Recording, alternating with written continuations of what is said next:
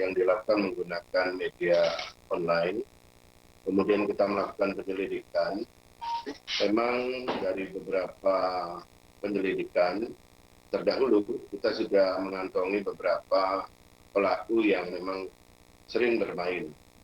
Nah, dari orang-orang yang kita miliki data inilah, kemudian kita lakukan penyelidikan mendalam dan akhirnya menemukan salah satu pelaku SFR yang kemudian kita lakukan penangkapan.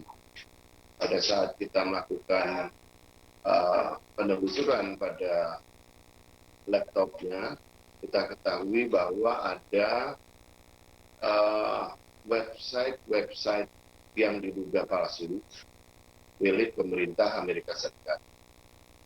Oleh karena itu, kami lakukan pendalaman untuk mengetahui apakah benar website yang kami temukan di dalam laptop itu benar palsu atau aslinya. Hasil penyelidikan yang kami lakukan diketahui bahwa yang bersangkutan memang memalsukan website tersebut atau sering disebut dengan scam page bersama dengan 2 orang temannya. Kemudian kami juga melakukan penangkapan terhadap seorang terduga pelaku lainnya, MRS. Kemudian dari MRS ini kami ketahui bahwa yang membuat gambar website palsu ini adalah MRS. Dari MRS ini perannya sebagai pembuat website palsu, selanjutnya menyerahkan kepada SFR yang tugasnya adalah memblasting melalui SMS kepada warga negara Amerika yang berada di Amerika. Pandemic Unemployment Assistance ini per kepala atau per warga negara itu 2.000 US dollar. Sedangkan blasting SMS yang sudah tersebar itu sebanyak 20 juta SMS.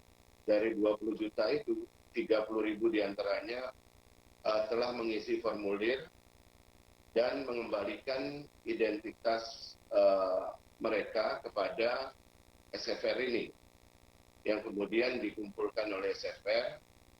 Baru dari SFR ini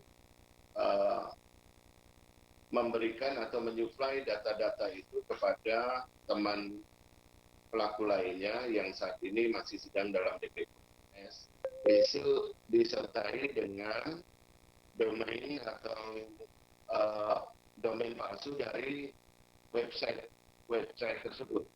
Sehingga begitu diklik, itu akan muncul formulir sesuai negara bagian Amerika dari warga negara itu. Warga negara itu tinggal mengisi form yang sudah dibuat yang ada pada domain tersebut. Nah, data yang diisi di dalam formulir itulah yang diambil oleh mereka. Dalam penyelidikan yang kami lakukan, kami memang mengetahui bahwa kedua orang tersangka ini memang sudah sering melakukan tindak pidana yang berkaitan dengan PDP. Apakah itu pemalsuan, termasuk peretasan. Jadi memang kedua orang ini juga menjadi salah satu yang menjadi sorotan atau TO dari kami, karena beberapa kali kami lakukan penyelidikan ada kaitannya dengan kedua tersangka ini.